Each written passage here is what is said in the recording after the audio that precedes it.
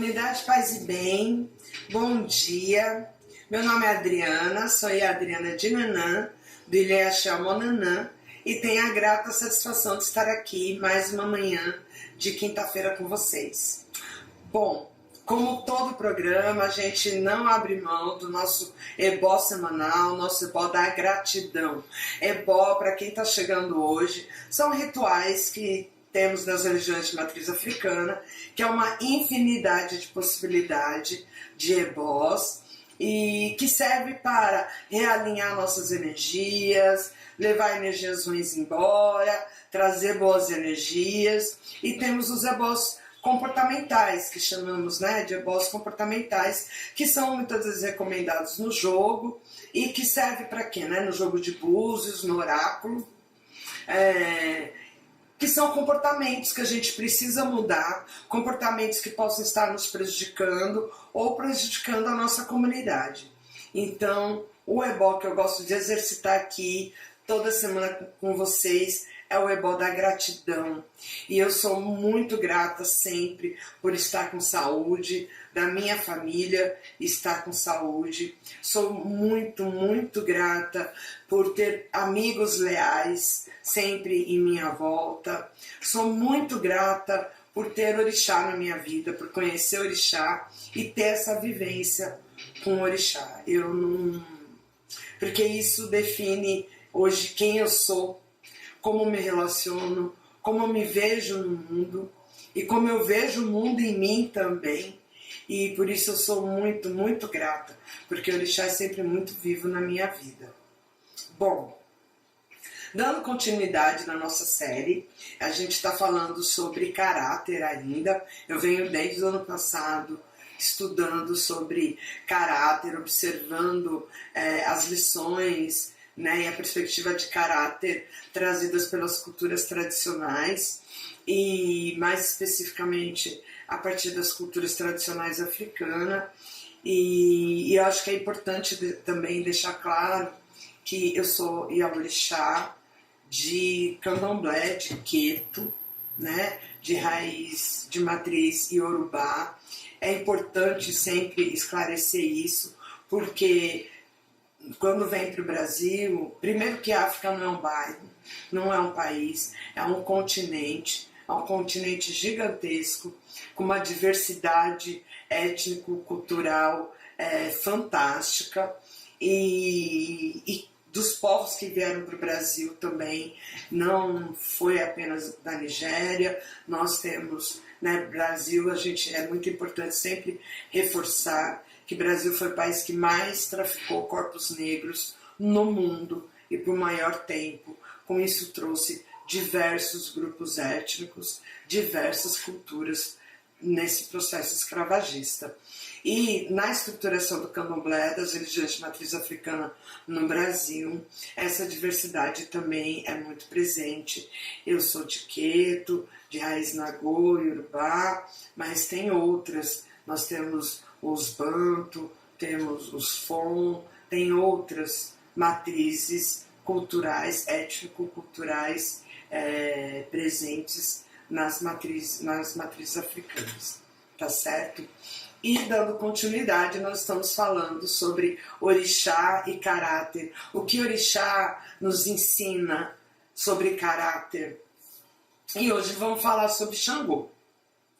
Xangô é muito ligado à justiça e eu acho muito importante falar sobre isso. Xangô é um orixá popular, muita gente fala, já ouviu falar, independente da sua matriz religiosa. Sempre que fala de justiça e se fala das questões raciais, principalmente, muitas vezes é evocada essa presença de Xangô. Mas, quando a gente fala de justiça, da perspectiva de uma cultura tradicional, se você evoca Xangô para falar de justiça, é muito importante a gente ter em nossa mente o que é justiça. Eu já disse em outros programas, falando de Xangô, sobre o quanto Xangô valoriza a verdade. E a verdade, não é a minha verdade, é a verdade. Porque a minha verdade eu falo a partir da minha vivência, do meu olhar. Uma única cena, cada pessoa num lugar, ela vai ter uma visão diferente do que aconteceu. E uma percepção. E aí ela vai avaliar aquilo de acordo com a sua história. De acordo com quem ela é. Então, é muito importante a gente pensar sobre o que é verdade e a partir daí o que é justiça. Porque quando eu falo de justiça e eu evoco Xangô numa justiça, ele vai ser justo. E nessa justiça, não necessariamente eu vou ter a resposta que eu espero. Principalmente se eu acredito que eu estou sempre certa. Justiça, muitas vezes, quando a gente evoca Xangô, não necessariamente vai ser da nossa perspectiva. Porque Xangô é aquele orixá que a verdade para ele sempre vai prevalecer. E qual a verdade? Porque às vezes o que é verdade para mim pode não ser verdade para você, como pode não ser verdade para a pessoa que está à minha direita ou verdade para a pessoa que está à minha esquerda. Porque cada um, quando tem um lado da versão, cada um tem um lado da imagem, da cena, da situação. Mas para Xangô não. Ele vai ver todos os lados. E ainda mais para nessa sociedade onde é muito comum as pessoas, tem muita gente que se coloca como detentor da verdade. E a sua verdade é soberana, só aquilo que ele conhece é o que existe. Aquilo que ele não conhece não existe. Né? E aí acredito inclusive que o mundo fica bastante limitado, mas é isso. É a realidade da pessoa e tem gente que não abre mão da sua verdade.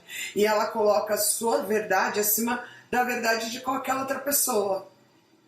E aí quando você evoca Xangô para uma justiça a partir da sua própria verdade, é um risco. É um risco muito grande.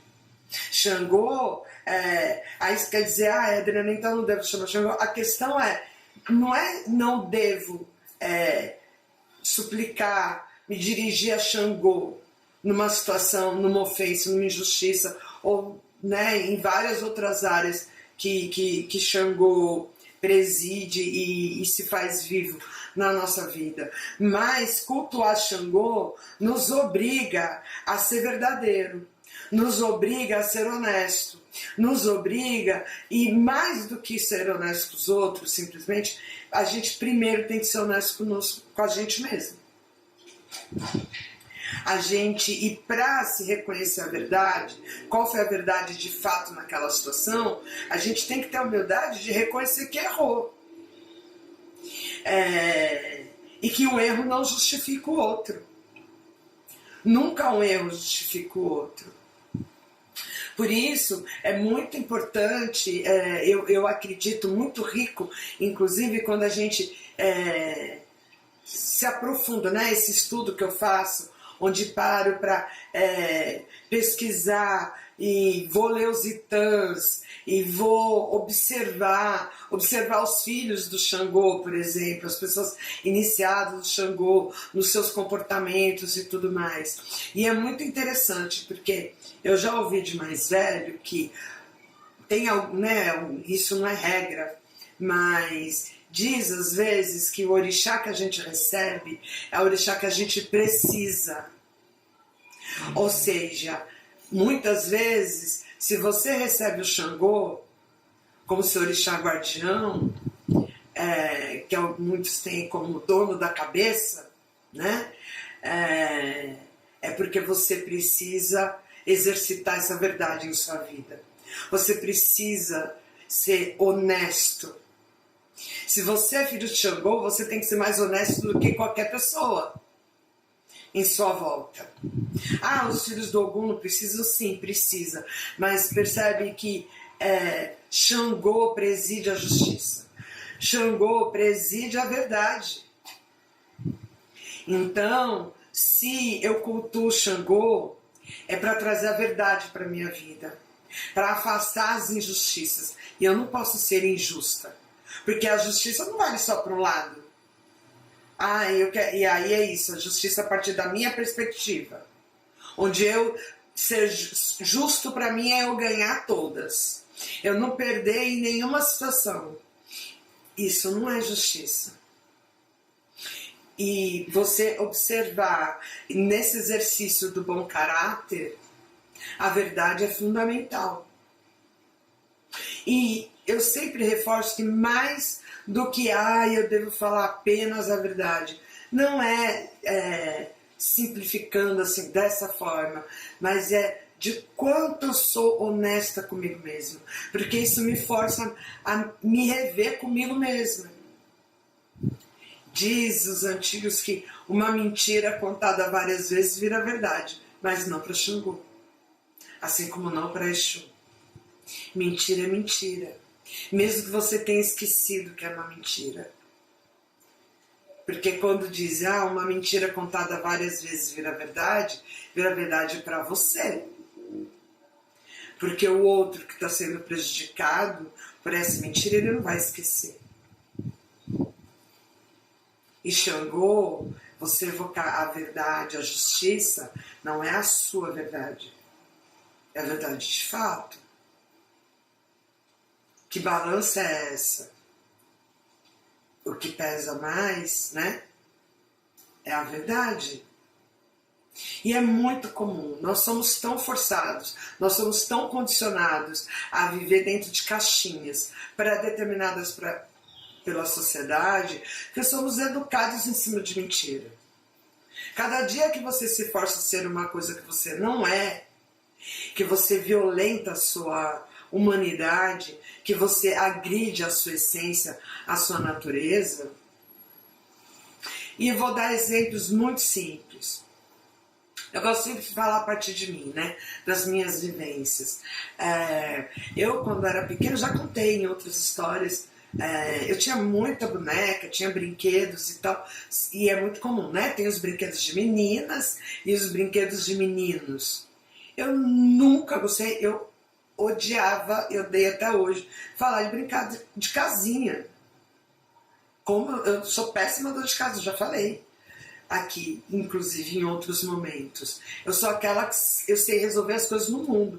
Eu sei pegar uma terra arrasada e construir um castelo, mas não me manda organizar um guarda-roupa. Porque não vai acontecer. Não vai acontecer e quem mandar vai se arrepender. Eu vou chorar, vai todo mundo chorar, porque não vai rolar. Porque não é da minha natureza. Isso significa que eu não vou fazer nada? Não. Eu não sou boa nisso, mas eu sou boa em muitas outras coisas.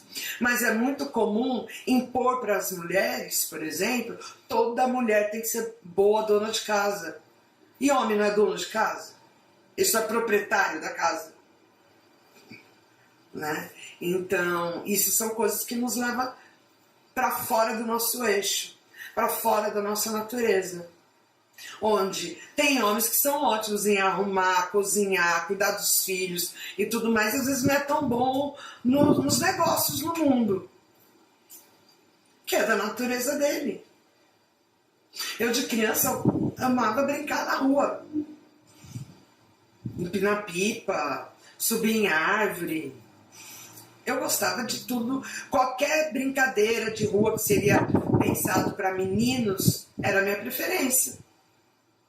Ao invés de ficar brincando, eu sei lavar, passar, cozinhar, bordado, crochê, tricô, costura, eu sei e gosto em alguns momentos, mas para algumas situações pontuais.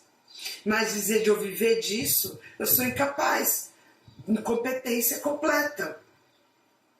E quando a gente impõe algo que não é da natureza da pessoa, nem vou discutir das loucuras de gênero que estão aí no mundo dado hoje. Você força a pessoa a viver uma mentira.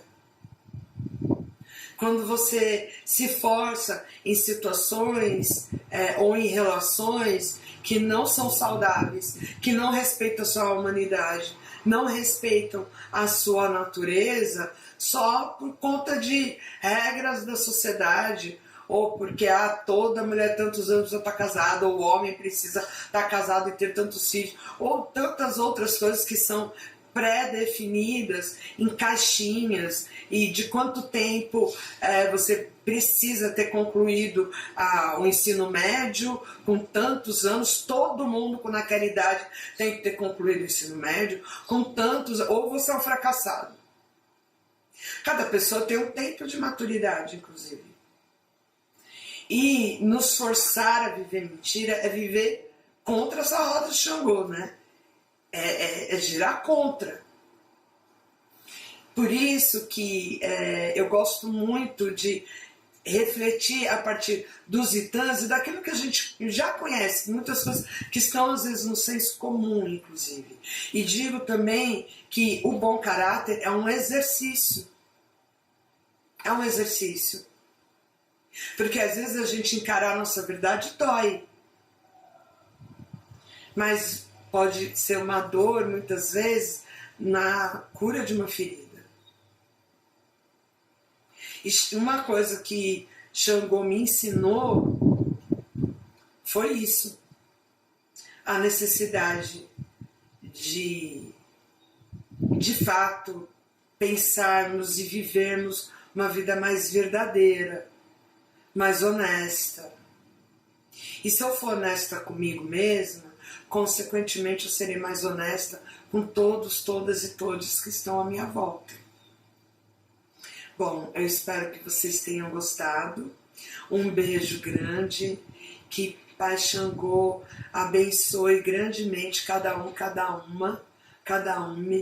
que nos acompanha aqui e todos os seus familiares, que sejamos muito prósperos. Xangô é um orixá muito rico, muito próspero, que gosta de família grande, família farta, com muita criança correndo pela casa, e que cada uma seja capaz de viver essa alegria do que é essa verdade e a justiça de Xangô em suas vidas. Um beijo grande e até semana que vem.